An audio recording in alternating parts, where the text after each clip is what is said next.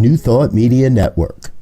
We are a global broadcast network of positive music, media, and entertainment, inspiring humanity's evolution along the journey of enlightenment and creating a world of love, peace, empowerment, and prosperity for all. New Thought Media Network. Positively inspiring.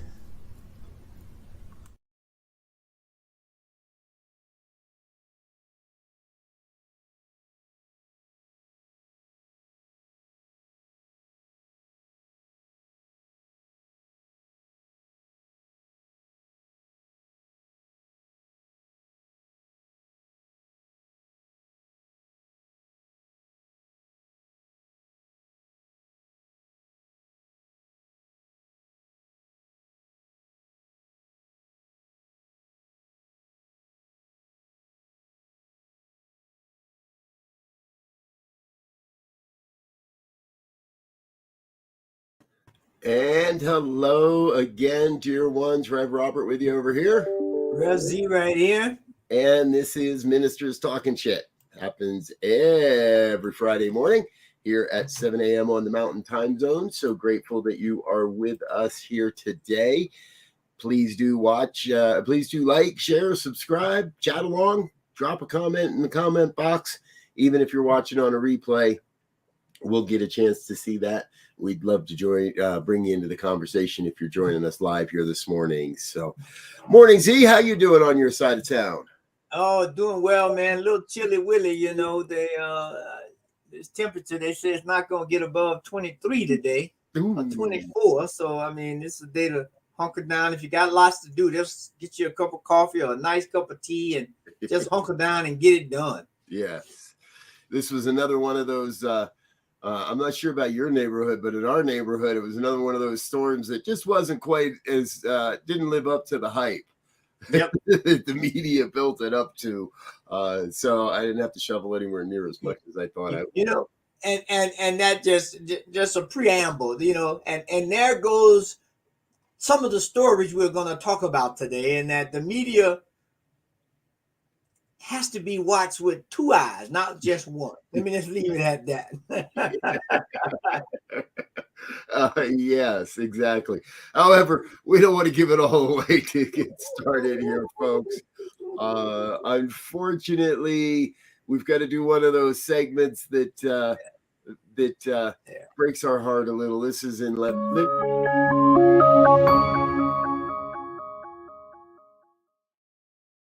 loving memory of the shining light that is David Crosby. David Crosby made his transition yesterday. It was announced yesterday at the age of 81. Obviously, one of the co-founders of Crosby, Stills, Nash, as well as Crosby, Stills, Nash and Young, a music icon from before the 60s, through the 60s, through many eras, reinvented himself musically, has been battling an illness for quite a while. His family announced that he made his transition on Thursday. A lot of iconic music there, Z. Yeah. I mean, you know, he was a bridge. You know, what he did, I think, was definitely iconic because he took some folk music style with some rock music style with a little bit of you know, low end R&B jazz kind of thing and electronic and psychedelic stuff, and he blended that together, man, and made some really beautiful iconic stuff. I can remember in the early 60s growing up some of his music, and it was profound. Yeah. And the harmonies that they were able to, his voice fit in beautifully with so much. So if you weren't a fan, if he wasn't quite your thing, well, keep it to yourself today. Today's not the day to share that. and you know, it's a good time to go re-examine his music book, right? Mm-hmm. That's what I do a lot often when I hear about especially musicians or actors. I go and look at some of their film work or look at their music and see how it can be reinterpreted or re-articulated after they've gone, because you're going to look at it in a different light. So I would encourage everybody to go to Spotify or Apple Tunes or Pandora or whatever streaming device you got in terms of service. see what you can find on Crosby and get it done. Dave was a legend in my mind. Yeah, absolutely. It's interesting. As you were sharing that, it flashed in my mind that now in today's age, we find out about celebrities making their transition on the internet, whether it's a social media post or somebody forwards us a post, or and I'm always one that I go and verify it.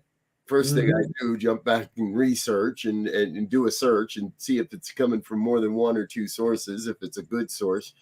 But I'm reminded that in the old day, when I was a kid, the way you figured it out was the radio would play their music nonstop. Yeah. I remember the morning that I woke up and it was about the third or fourth Elvis song in a row. And I went, oh, did he die? Yeah. And after 4 or 5 songs, the DJ would come on the radio and would tell us, this artist, this musician died. So you would immediately get that retrospect. It was part of learning that somebody had made their transition. Today, we have to do that ourselves. Now, I'm sure there's radio stations out there today that are playing a lot of programming in that regard of CSN music. But for the most part, yeah, I agree. Today is the day. Take a little time, or this weekend, take a little time, spend tonight with a glass of your favorite beverage and a handful of CSN songs, and give the man the honor and the respect that he deserves. He stayed alive and made it through all that as a rock musician. That's a feat in itself. So, yeah. All right, on to more pressing matters. I have a trivia question for you. Do you have any idea how high we can raise the debt ceiling before this country becomes and our economy becomes too top heavy? Woo! Well, are you asking me? You're our resident economist. Because I can come down both sides of the fence.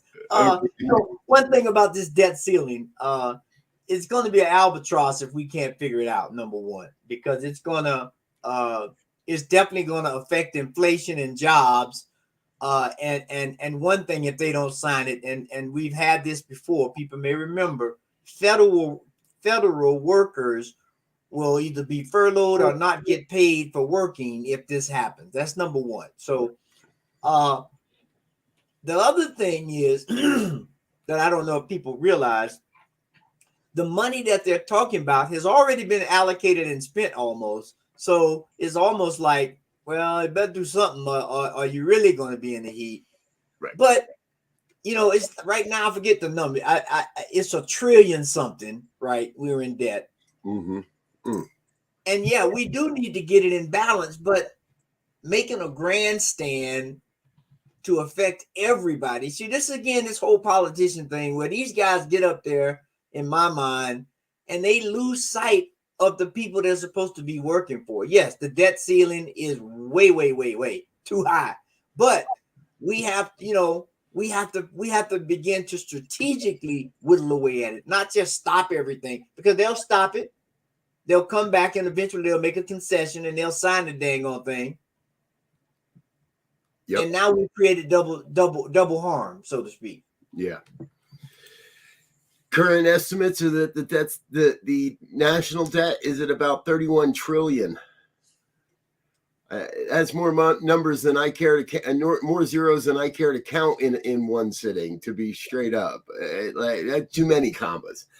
And what does that mean? Yeah, well, that's the tricky part, right? And I agree with you.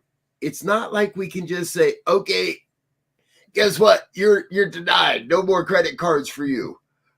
Now that might happen, but we're in that cycle. And hey, I know many Americans have been here, right? We're not even living paycheck to paycheck. We're living paycheck to prayer.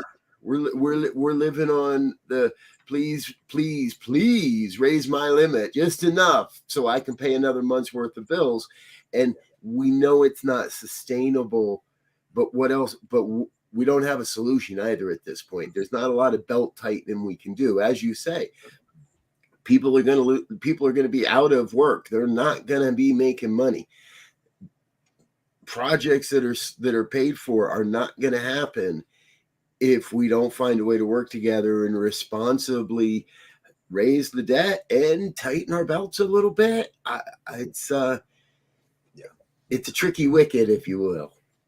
Yeah. It's crazy. You know, we as a people, let's just be honest from my perspective anyway, we have to get beyond this nitpicking of things at the downfall of things that matter, right? Right. If we want to balance the debt, which we should, then let's focus on programs and ideas to do that, not sit here and filibust about whether we need to do this or not. If you're about to be evicted from your house, unless you got somewhere to go, you're going to figure out how to pay that rent. Right. Yeah. No, and you're very right. We spend an awful lot of time nitpicking who gets what, and this whole recent debacle with the Speaker of the House debate, to me, it was part of it, because you could see everybody was just holding out until they got a promise that they could get what they want. Yes. And once they got what they wanted, Marjorie Taylor Greene is back on the National Defense Committee, right? She got what she was a holdout. She got what she wanted. Okay, now I'm on your side. The system leads to the problem, is what, and I think many of us have seen that. The system that we set up creates more problems than it solves.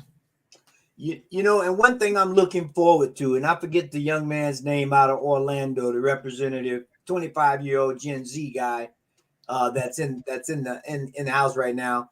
I want to see what he gets placed on and how because without a doubt he has a different perspective than damn near everybody in the place, right? At 25. You know, so most of the people in there could be his parents or grandparents, in some cases maybe his great grandparents. And so it's going to be interesting to see how he operates and what kind of a footprint he can leave, so that we get more young people in. We got to get these old guard people who are stuck in the past, who have a view of things, and we're gonna get to the view of things here real shortly. That may not be totally congruent with where we are today, and I think, you know, that's something we have to look at. Yes. Trying to find that representative's name, see if we can get you. I want to say Franklin or something like that. Maxwell Frost. Here it is. Frost. There it is. Okay. Yes. Florida Democrat Maxwell Frost. And you know, the first story I kept here is poor man says he's in debt from his campaign and can't get approved for an apartment in Washington, D.C. Yeah, because right, the system is broken. The emperor's wearing no clothes, and but wait. Let's talk about a handful of misplaced documents and Hunter Biden's laptop instead. Sorry, we're not going to talk about what's important. Let's talk about some. Yeah. And you would think, right? You would think that there have been stories about representatives sharing rooms until they can get situated. You would think that the government would have some temporary housing, and it's like a dorm, if you will, because, okay, you know, but you could come in here and stay until you get yourself situated and find an apartment. I would imagine DC is not the easiest place to find an apartment either. That whole metro area, even if you stayed in Baltimore or Virginia, you know. And so, I mean, there are some common sense kinds of things I think that we need to begin to look at and try to put in place. So all of this foolishness that we do that takes up time from dealing with real issues, like they just said the other day, they have no way of knowing from the Supreme Court who leaked the information about what was going to happen with the abortion. Now that's I mean, only so many people got the goddamn information. What you mean you don't know how it leaked? I'm gonna start with the people in the room when the decision was made, and we finna go down the trail. I'm gonna find somebody. Well, I got an idea how they figure out that they can't figure it out. They didn't interview any of the justices. So everybody, all the rumor mill is saying, "Oh, it had to be a staffer. It was a staffer. It had to be a staffer. It was an upset staffer. None of the justices would ever do this." We don't know that because nobody ever talked to the justices. Nobody interviewed the justices or in this investigation. So, like, all right, there, you know, but I agree with you. That is something that is important to determine exactly who it is that isn't doing the job they're being paid for by doing what they think they should be doing rather than fulfilling their job description. Yeah, I mean, but I think that's the way it is in Washington. Is anybody really doing what they're there to do?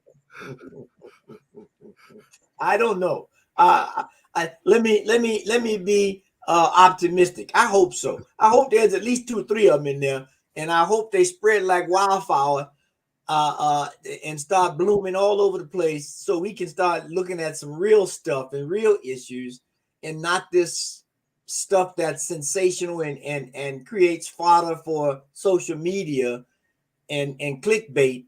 It's I don't know. There are more important things than some of the stuff that we're dealing with right now.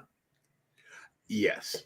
And, you know, unfortunately, our big story of the day fits that mold. It could be considered clickbait. It could be considered a woke distraction, as some call it. However, I also heard it referred to as, you know, something's wrong when the Proud Boys and the black folk in our country are on the same side, because that's what's happening regarding the statue that's now known as the Embrace. Well, that's its original name. That's how it was developed.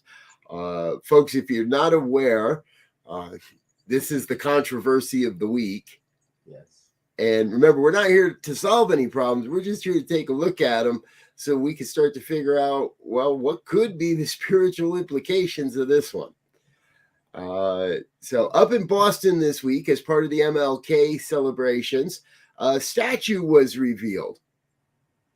It's a statue that depicts this picture and is meant to honor this picture of Dr. Martin Luther King and his wife, Coretta, in what was known as the Embrace.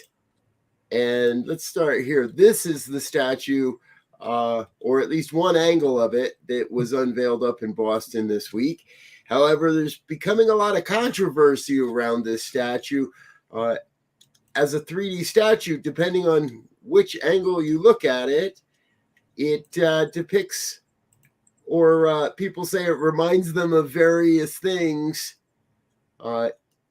including, let's say, the intimate embrace of a husband and wife.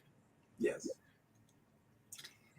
And to me, I'm thinking, I mean, the first one you showed looks like 2 people hugging. The third one, you know, that looks like 2. I can see that's 2 people hugging. I can see 2 arms and an arm around. Okay, we need some heads, really, but that's a whole nother part of the conversation. But then you go to the one where it looks like he has his hands over his head.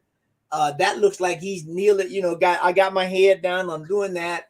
And then you go to the other one and people are saying there are other kind of things going on here. And I'm like, you know, it's kind of like the proverbial statement, art is in the eye of the beholder, right? And so one thing about abstract art, the purpose of it is for various people to see various things at various angles. I mean, it speaks a lot about the culture that we have taken it to a place of basically pornography, and going down a track there that is just sensationalized right now. Right. Yep. Exactly. Is America being too woke? Do we have sex on the brain? Or have we gotten to that point where we cannot see beyond? No. Where we can't look at anything without looking for the sexual implication of it. To me, it's painful. It's painful that that this conversation is happening in our country this week, when we should be celebrating and honoring Dr. King and his legacy, not arguing over some artist's perception or of an intimate embrace between a man and a woman. Whether, it's like, just leave the heads on, dude. Why'd you have to go take the heads off? If you just put the heads on there, this is a $10 million statue. At the size it is, the heads are only going to be another couple mil or two. Come on, like, who on the city council of Boston didn't look at this and say, this might be a little problematic here? Is this really the conversation we want people to be having about our city? And a show that we need to talk about, you mentioned, do we have sex on the brain? I would say absolutely yes. There is nothing in our society anymore. It used to be a little kind of subtle. Right now, there's no subtlety. And I think I would submit that it stems from some of the Puritan ideas of taking a natural phenomenon in nature, I mean all of nature, plants all the way up to humans, of developing relationships and co-creating, right? But in the early days, we made that, as opposed to looking at it as natural, which it is, we made it profane and obscene and something to repress. And now because it's a part of the human body and psyche, it comes out now in these different crazy ways, and people don't know how to take it now that we've, unleashed it, but we unleashed it in an environment that is just toxic. Yeah. Yes, that is true. We keep feeding the toxicity of the environment. Yeah. It's and we're seeing that all over, with the rain in on the West Coast, with the no snow on the East Coast, with all kinds of other natural phenomena. Yeah, here I go again. Nature is the perfect Bible, Quran, Torah, Bhagavad Gita, Tao. Pick a book. It is all trying to describe the elements and essence of nature, which is working perfectly as designed. Now, we're trying to interfere with it, but we've known from the past, when we do, it will recreate itself. Just like when the pandemic, when they took us out of the darn playing field, the animals came back, the air got clear, the plants got stronger. Soon as they let us back out the house, all that stuff went away. We got sent to our room and they let us out too soon.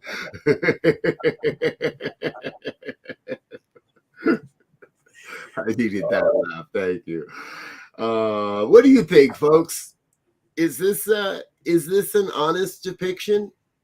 Is this an artist who maybe it allowed their influence thereby? I how do you say that? Because it would be impossible for an artist to not influence the work, to not be biased towards the work, to not. And I think, as we're not using it, I didn't look up the artist's name, but I'm sure he's getting a lot of attention too this week by name from a lot of people in the art world that are true connoisseurs, that are true critics, that understand the nuances of this. I will say that I haven't been able to find much response quote from the art world.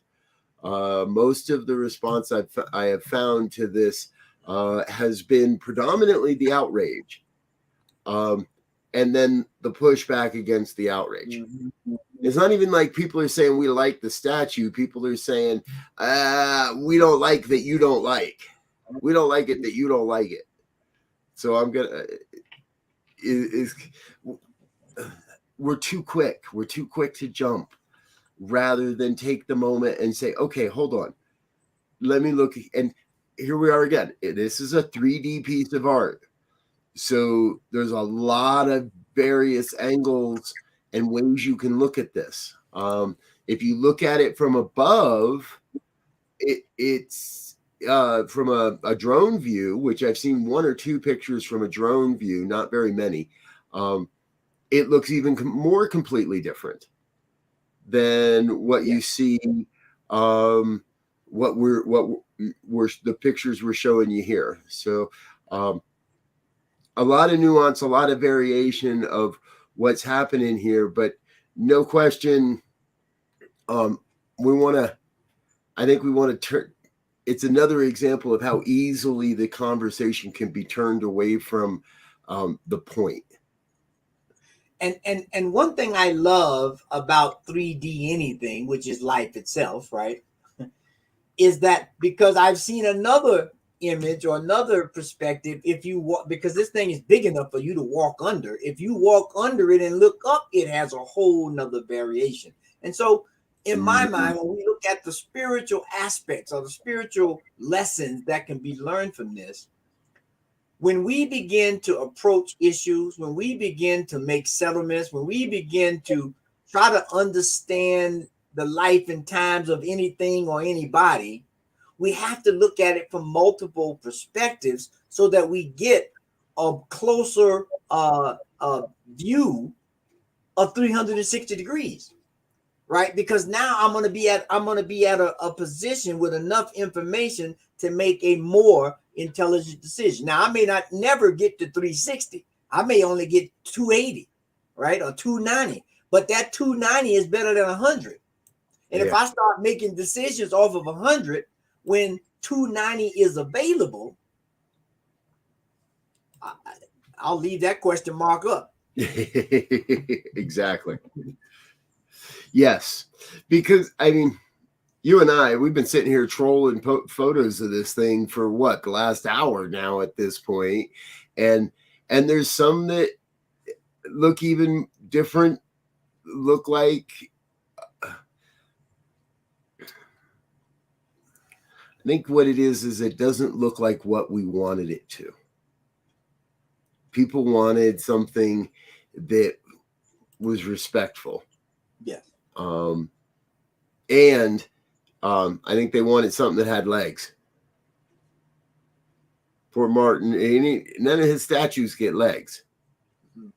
So anyway, Linda says, I like the multiple perspectives point. Exactly. We each bring our own biases. Exactly. Right. And that's really what we're talking in our lesson here today, folks, is to be recognizing that everybody's bringing their own biases, including myself, to every situation that's happening. We can never say, well, that's the way it is. Yeah. No, that's the way I was brought up. That's the way it's been for my life. But that I cannot assume that it's been that way for your life. And there goes the statement, everywhere you go, there you are. There you are. You cannot get away from yourself, right? And so that's why a lot of the programming we talk about, a lot of the stuff we talk about is the spiral dynamics, this evolution of everything, not just your body, but your consciousness, your perspective, your way of living has to evolve as we get more information on this 360-degree ball field, if you will, that we're playing in. Yeah. And, let us strive to do that. Let us try to understand the whole game, not just part of the game or the part we like or the part we can utilize to benefit only us and no one else. Mm-hmm. Well, it's easy to stay in the part that I like. It's easy, and it's easier to stay in the outrage. Yeah. It's easy to stay in that place of, no, this ain't right, and that ain't the way it's supposed to be, and a man's supposed to pay, and all those older limiting beliefs that many of us were brought up with, or we've all been brought up with some sort of limiting belief from our childhood. There's no question about it. The only question is, are we hanging on to that, or are we using that to seek a greater truth, to seek a more clear perspective of truth? Yeah, it's like I love on Monday, they got all the Monday morning quarterbacks, and probably 3/4 of them have never played the game at all, right?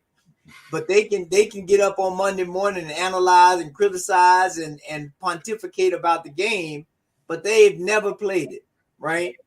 And they want you to take them as credible. They want you to take, because they've read some stats and they've looked at some film, and yes, you will get some information, but it's a totally different aspect when somebody's running behind you 300 pounds and they come in and tackle you. You got a different perspective of the game of football. That's just one game. We ain't even talking about like the tennis championship, the Australian Open that's going on over in Melbourne right now, or the golf thing that's coming up. I mean, until you play the game, your perspective is going to be limited.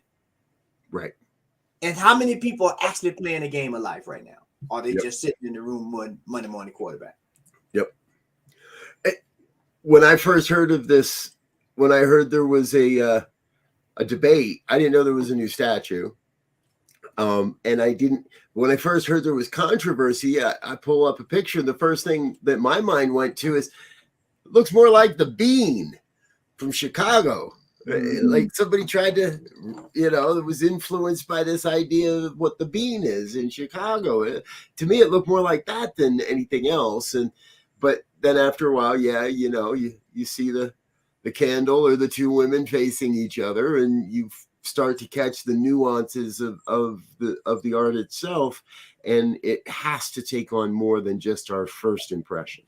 Right. And the other thing is how difficult it is to see something else once someone has already casted the image on something that's abstract, right? Yeah.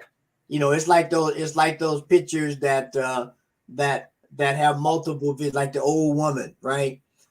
They tell you, look at this picture of the old woman, right? Now they've already tainted your brain, right? Because they have already said it's an old woman, and see what else you can see. All right, well, unless I'm very objective and I can stand back and get outside of myself, I'm gonna see the old woman. I'm gonna turn my head all kinds of ways, and I'm gonna see the old woman. It's only until I step back from that vision someone has cast it on me that I begin to see, well, yeah, I do see a little something different.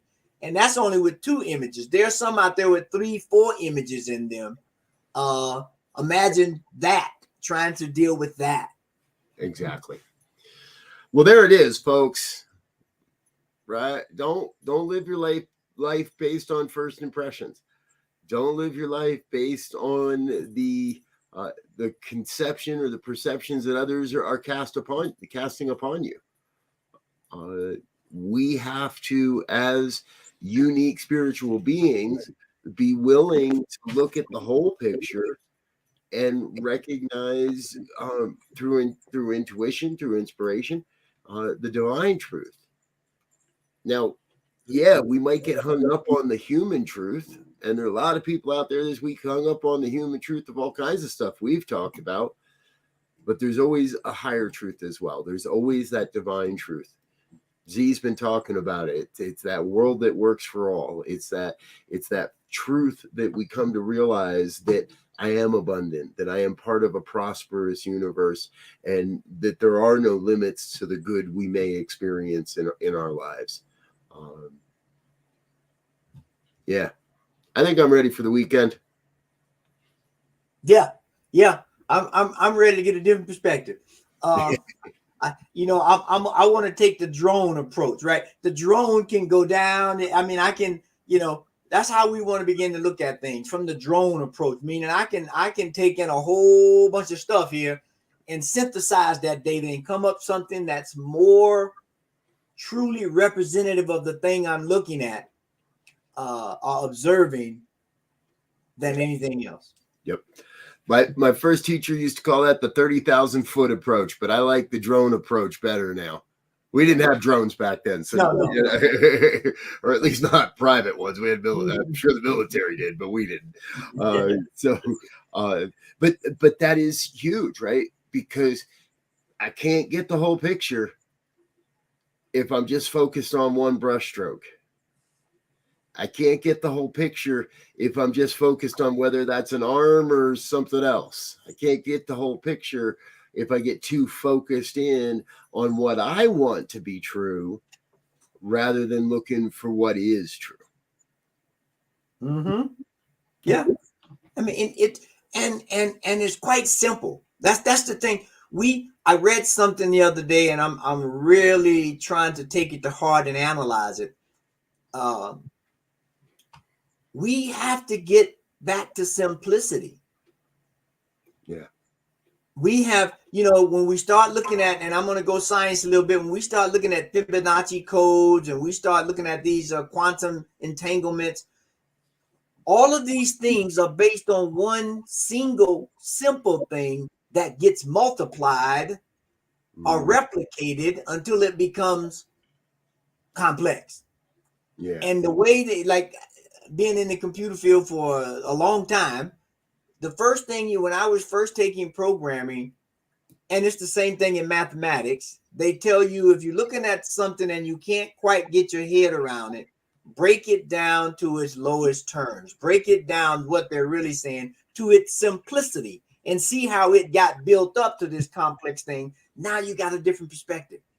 Now you can solve the problem when you break it down to its simplest terms. There we go. Folks, if you wonder what you wandered into, this is Ministers Talking Shit. Happens every Friday morning here on the New Thought Media Network. We thank you for being here. Please do feel free to like, share, subscribe. Let your friends know what we're doing here and invite them to join us. You can check us out on all your podcast platforms as well. Each episode is re-uploaded as on your favorite podcast. So if you'd rather just listen to us rather than watch us sit here and talk, that's fine too.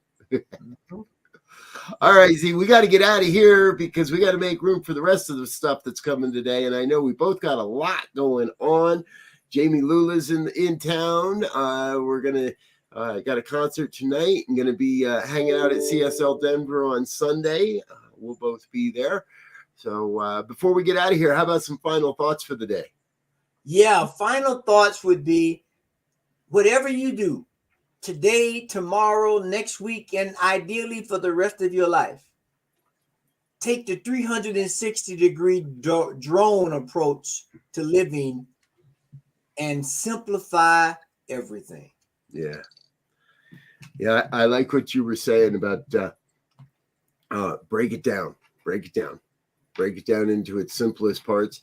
And I think that's the call for me this weekend is to remember, yes, we all see the embrace differently, but let's break it down to its simplest part.